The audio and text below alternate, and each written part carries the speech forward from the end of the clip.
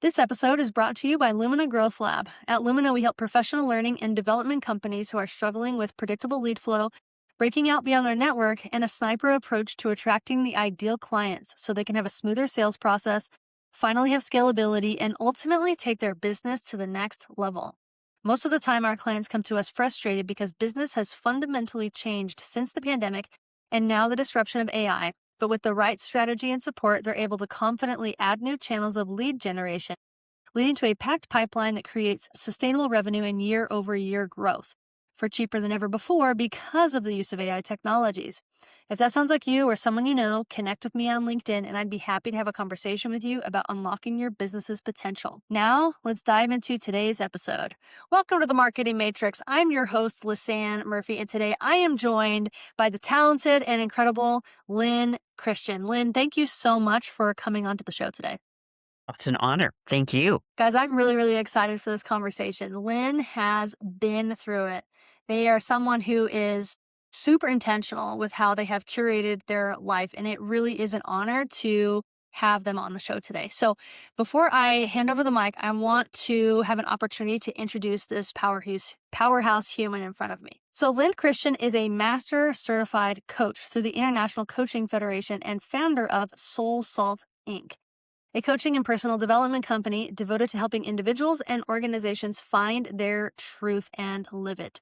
With more than 25 years of global experience, they are a recognized leader in executive coaching, reinvention, and leadership development.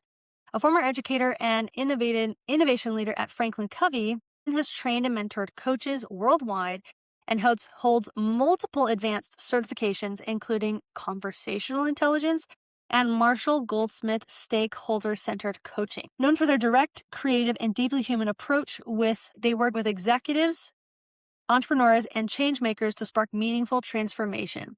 Lynn is also the author of Soul Salt, your personal field guide to confidence, purpose, and fulfillment, a national ranked fencer with USA Fencing, and they continue to certify coaches in their proprietary methodology while leading ongoing professional development programs.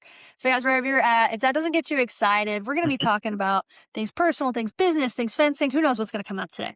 But we are really excited. So give Lynn a big round of applause. And again, Lynn, thanks so much for taking some time to be with us today. Oh, I think it's going to be fun. Thank you for the invite. Yeah, of course. Okay, so I had the pleasure of hearing a bit of your origin story when we met in terms of how you got into coaching. But I would love if you wouldn't mind sharing some of that origin story with the audience, because I think it's really remarkable how your life has evolved and how I don't know, there's been a blend of like following the breadcrumbs, but also intentionality and leveraging opportunity, but also creating your own destiny. And so I would love for you to kind of share, like, how did you become a coach and be so passionate about coaching people and become so renowned in this subject? Well, thank you. It actually starts in an uncanny space in high school before I ever decided what my career would be. And I thought I was going to go into law because I was a debater and I had received in 3 years of debate the top score every debate out of the 4 debaters in a match, the top speaker score. So that told me, I was following the data. Hey, you should go debate for the rest of your life. And that means maybe go to courtrooms and be an attorney. At the same time that I had that data playing in my head, I was out running track and I wasn't taking care of my body. I had this little addiction in high school that I was dealing with. And I just wasn't fit enough to do the training that day, to train for my event and track. And I found myself sitting down couple of miles away from the school, supposed to be out running, and I just couldn't do it that day. And I sat down, and I literally sat in a gutter. And this little voice said, now that I've got your attention and you're kind of exhausted, I'm going to ask you a question. Do you want to argue for a living for the rest of your life? And in my compromised state, my soul said, oh, that's not a good idea. And then I just thought, well, what would my alternative be? Because I'm going to go to college soon and I need a major.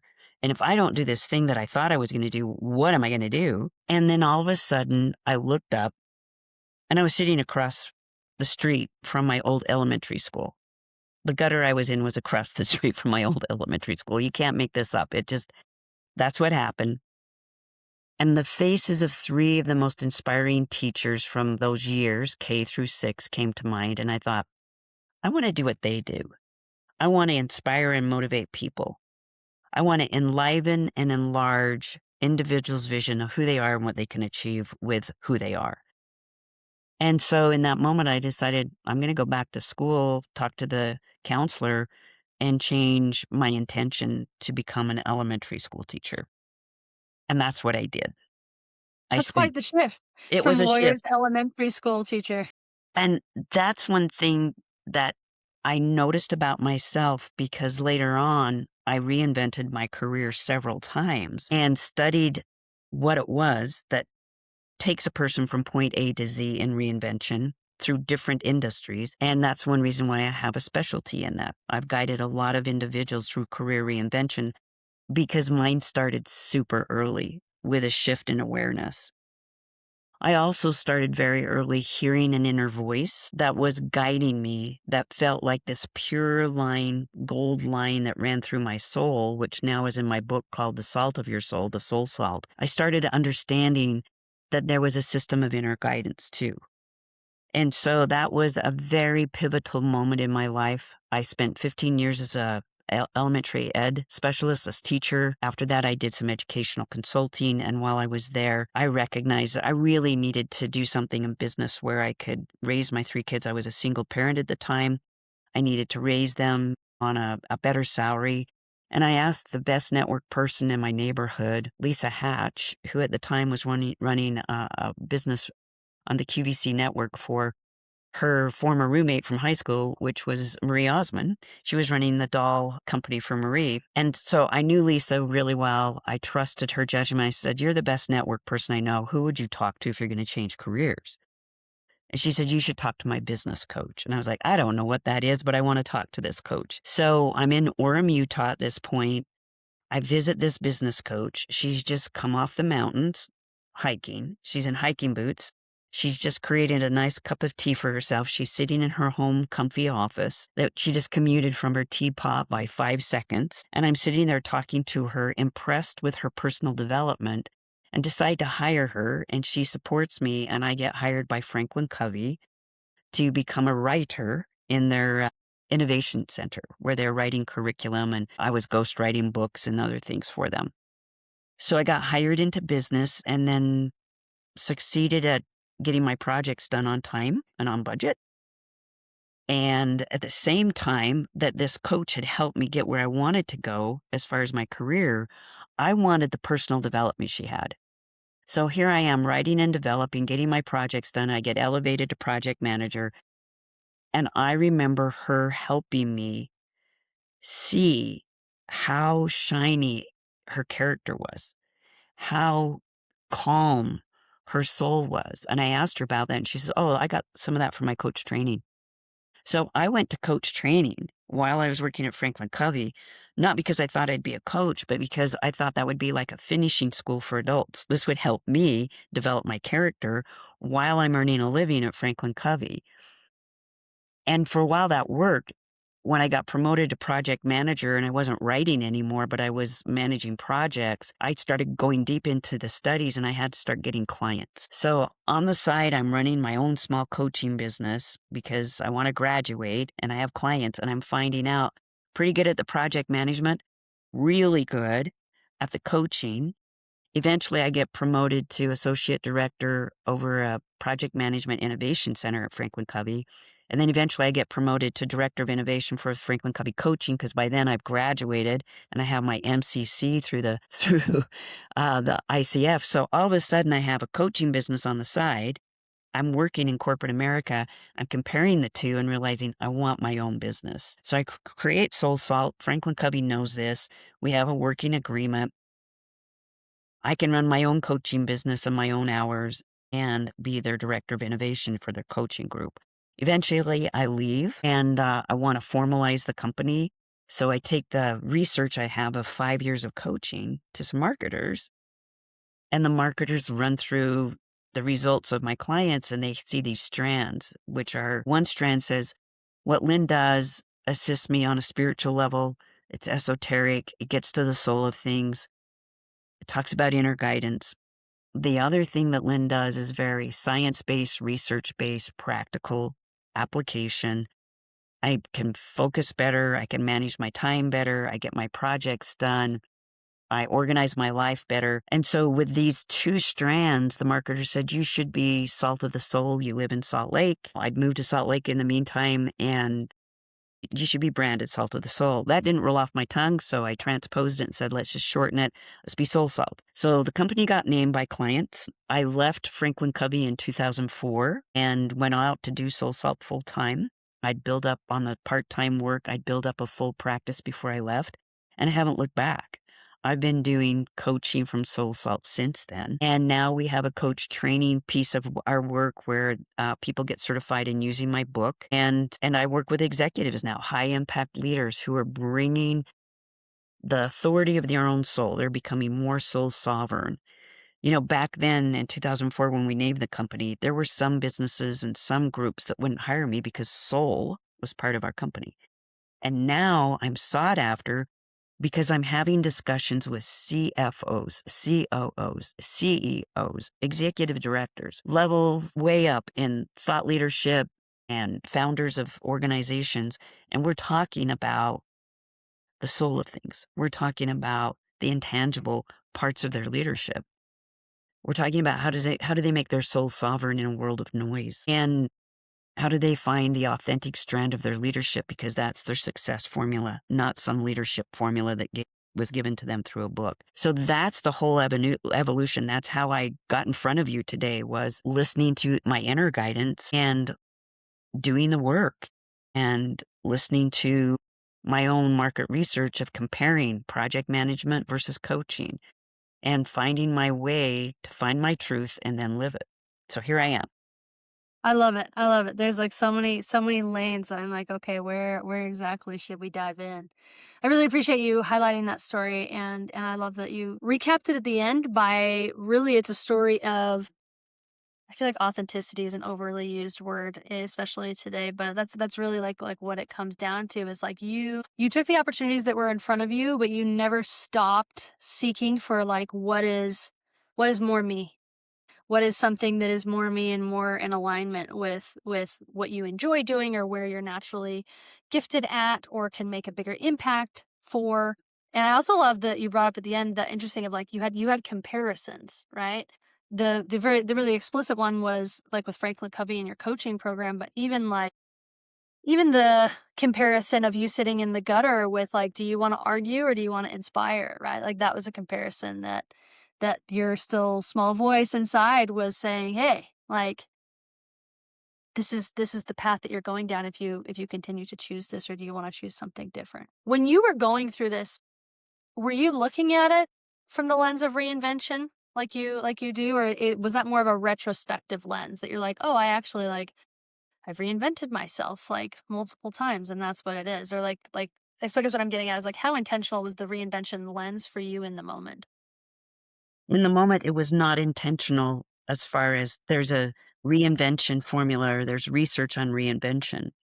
Although I did pick out articles and books from Harvard that were documenting successful reinvention strategies, and I actually was innately applying them to myself. It was a self-guided discovery of I can't do this thing for the rest of my life when there's something bigger calling me. So more me. That was a really good cue on your part.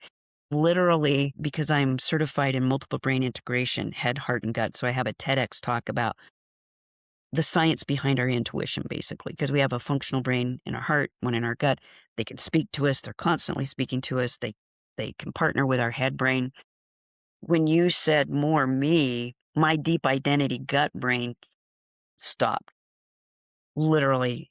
And I went, she sees me. Now, I've been trained to know what that feels like, but yes, you got that. I was always on a quest of what's more me. As one of my clients said it one day, because sometimes we don't know who we are till our clients tell us the value we're giving them in our sessions. She said, "You have made me more intimate with my yeses. So I have courage to say no to my no's or my not yets."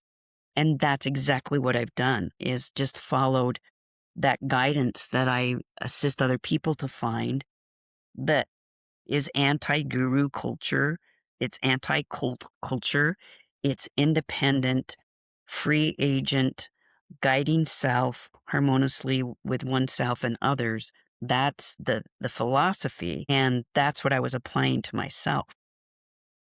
I love that you bring up like the anti-guru, anti-cult culture, right? And this becoming truly aligned with yourself. This is something that I actually had a session with my therapist last week, and one of the questions that she asked me was, she said, "You're experiencing a lot of shame in your life right now." And she's like, "When you have shame in your life, it's because you feel like you're not good enough. And when you feel like you're not good enough, it's because you are buying into a belief system that is creating an expectation that you're not living up to, which makes you feel less than."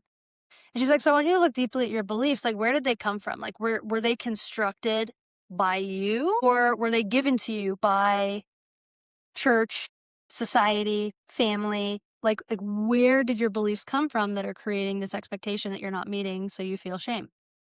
And so it's been like honestly like occupying a lot of my thought in the last several days. And so I would love to know like with your work in terms of like I think one of my personal concerns with more me is like how do I know if like the me is the highest good? Like, because we're kind of taught in society like government knows better, church knows better, God knows better. So like we defer authority to like some other entity to tell us like how we should live. But sometimes what's coming down the pipe, it works for some, but it doesn't necessarily work for others. So like, I don't know, like I would love your advice in terms of like, and how you work with people in terms of that's you use the term soul sovereign. How do you truly become soul sovereign and not soul, whatever the opposite of soul sovereign is? Imprisoned, captive. Soul imprisoned. Yeah, Yeah, that's I interesting. would even go so far to say being groomed as a particular direction, because we all are. What you're talking about, Bruce Lipton talks a lot about in his biology of belief work. So I'll approach it from the science. So he was, in his lab and looking at these cells. And when we're in school, we're taught that the brain of the cell is the nucleus, right? That is governing what goes on in the cell. As he watched his experiments, he recognized that was not the truth. What was happening was the cell membrane was getting information from outside of the cell and responding to that information. So, like you just mentioned, it's not just our brain that's hearing these beliefs. And so, yes, we are programmed from a very early age by our societies, our churches, our families, our communities, by belief systems, by schools, by the stories that we're told, that we don't construct typically our own belief system. We're unusual if we do. So we've been conditioned. And if you think about the cells, they're getting this information from the outside and taking that in and responding to it. Even our cells are doing it. So at some point, we get a wake up. Those of us who are fortunate. One of my first wake ups happened in a gutter, in high school. You're having those moments where we get to say, wait a second, I want to retrain myself, my nervous system, neurons in my head and heart and gut. I want to train them to listen to a different signal. Soul sovereignty is a process of determining what kind of signals you will listen to. I mean, you just described the process you're going through is in chapter 6 of my book, of taking you through an examination of your beliefs and philosophies. Because I will tell you, in my case, and my case might be far unique from yours, there are some beliefs that came in my soul. I have a deep belief in justice. I have a deep belief in integrity. The way I define it has evolved over time. I no longer allow an institution or another person to tell me what is truth and not truth. I have to know that I feel it and I sense it. there is this system that you can put into play for yourself where you guide yourself to hear the intimations of your heart, the instincts of your gut, the insights that are given to you in your brain, and start to hear. I think you called it a still small voice. You get to hear that salt of your soul talking to you. And that's one of the first things, is waking up and realizing you have a choice. And there are other ways to look at the world, and then practicing it. Like anything, it becomes a practice. So it's step by step. It starts with awareness and then holding yourself responsible to that awareness. And there are a number of exercises, like the exercises in my book. There are 8 chapters dedicated to people reclaiming their relationship with the salt of their soul, finding it, hearing it, understanding it, and then deciding if they're going to live it. That's a really short answer No, to I a love it. really big, brilliant question. No, yeah, no, I love it, and I love that you have a have a system that's dedicated to it as well. Is this the reinvention process that you're talking about, or is reinvention something different? So, yeah, it is in a way a reinvention. It's a reinvention of your belief system. So, reinvention strategies can apply. Typically, people come to me for 2 things: reinvention of career or reinvention of how they live their life so that they do have that authentic salt of their soul guiding. So the question that you're asking actually is one of the paramount questions today. There are more people waking up and going, "Oh my goodness, I don't know that I believe what I've been taught to believe. I don't know that I want to guide my life the way I have been guiding it. There must be a better way." We are having a great awakening, and there are people who feel lost and scared and stuck. And there are other people who feel excited and curious and adventuresome at this intersection that we find ourselves here, specifically in the United States, looking at and going, who am I? Who are we? And how are we going to reinvent the future? Hmm. And what is that future? We have several paths in front of us right now. And a lot of people are waking up and saying, I don't necessarily think the one we're on right now is the one that I believe in. And that's shocking to some people, not just to their belief system. Their nervous system has been conditioned by ritual and routine and other things to do certain things that they're now awakening and going, I don't know that that's me anymore. Mm, yeah. Do you feel like the space, like I love how you like talked about awareness and like, are you gonna live it or not? Like I find one of the most frustrating things about awareness is the space in between the awareness and the actual like change, like transformation. Yes. And one of the things I've been asking myself lately is like how, and it's so funny because now I'm like, you know, what is this just a belief? Is it actually true? I'm asking myself, like, is it actually true? It's like everything. But like sometimes the space in between like the awareness and the actual transformation, like can be very painful and can be very arduous and long. And it takes a while to change patterns that you've been living for decades, right? I'm curious Yes. from your perspective, like, is that just the nature of awareness and transformation? Or like can it be instantaneous? Like, does it have to take a while? Or can it be like, no, like the tree has fallen, it can't go back up, the awareness is there, like, it's done. it can be it can be a spectrum of all that, because there are some things where you have a blinding flash of the obvious and you will never be the same. There are those moments. I've had those twice, both with the same topic. The first time when I came out of the closet was like, yeah, that is my truth. And the second time when I found out I'm not just queer, I'm non-binary. Wow. The same moment that deep identity landed and I went, that's the first time I've been given a name for what I am. The indigenous people called it three-spirited, where you don't fit on the male or female side. You walk somewhere in between and understanding all of the aspects on that spectrum. That was a landing where it was instant and it felt like the awareness all of a sudden had changed my life. Otherwise, we cannot be responsible for change until we fully become aware at times of what we're trying to change. So sometimes we're in that ambiguous zone of discomfort and inconvenience, both together, because those two stand at the threshold of big change. We have to face them off or go through them to get across the threshold. And every transition like that then has stages where we do leave behind, because we aren't binary people like a light switch that's on or off. We're not on or off usually. And so we have to be patient. That's why William Bridges studied transition, the phases of transition. And you leave what you used to know and you get in the messy middle of everything being ambiguous and not knowing what to hang on to anymore. And there are strategies, even in career reinvention, you hit this.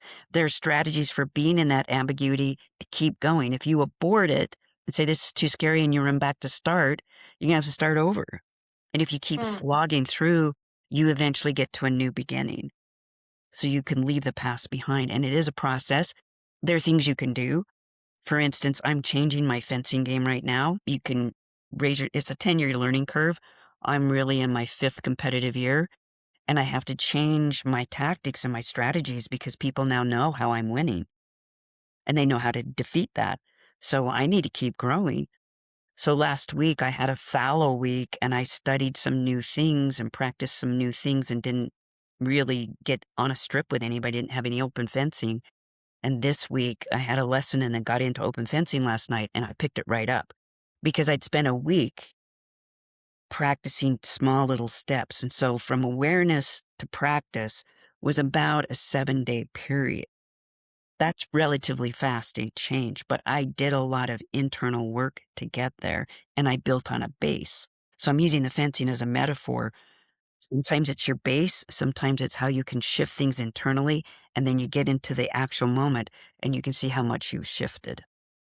I love that. It's such a beautiful example. And I love using physical and tangible examples, right? That like also can teach like intangible and spiritual principles as well.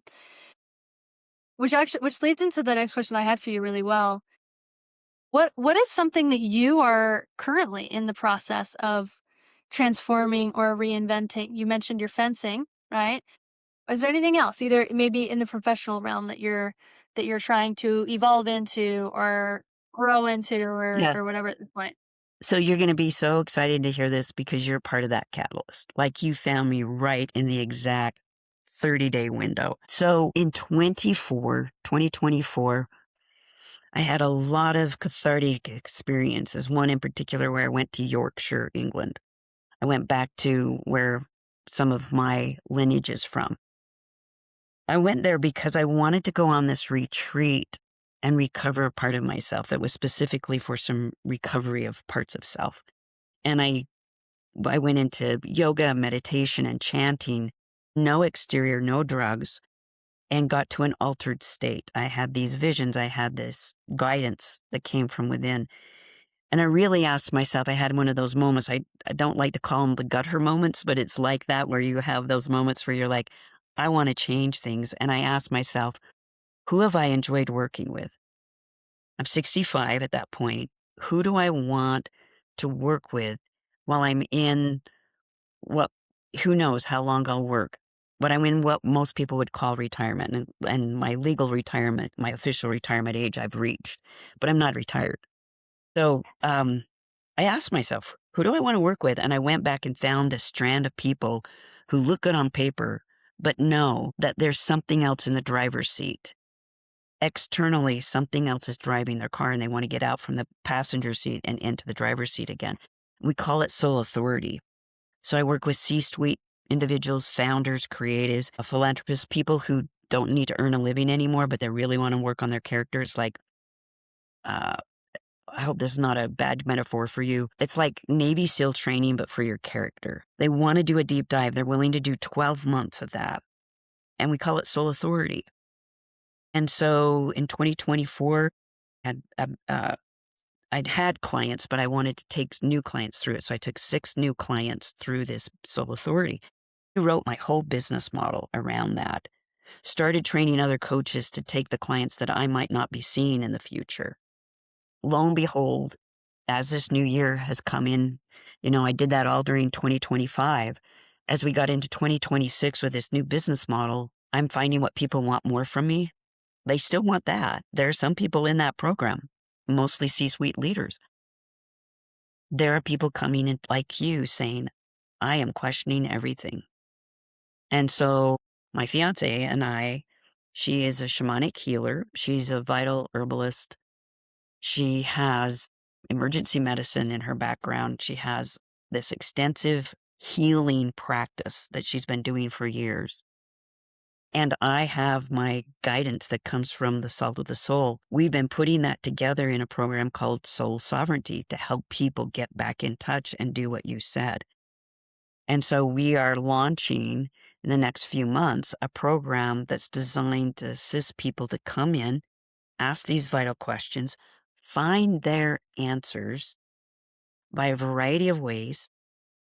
Again, it's anti guru. It's not going to put them in a cult. We don't want them to follow us. We don't want them to copy us. We do not want them to emulate us. We want them to find their truth and then live it. That is going to be the future business model at Soul Salt for a certain strand of coaches. And so we're building that now because everything we've done has prepared us for this moment in time when the Epstein files are shedding light on something, when the world is now connected with social media like it's never been, where human rights are being questioned, where climate change is really getting to a critical head. We're at that crescendo and people are waking up and saying, where do I go for help? And we're turning them inward to find that guidance from inside, an anchor from an authentic place where their own success metrics can guide them to the future. I love it. That's so fun. And I love that you're doing something with your partner as well. Yeah, totally unexpected. So fun. So what are the question marks you're still trying to the gaps you're still trying to fill in the gap for this new venture that you guys are doing together? It's just a matter of time. We really don't have gaps as much as we have to put the pieces together.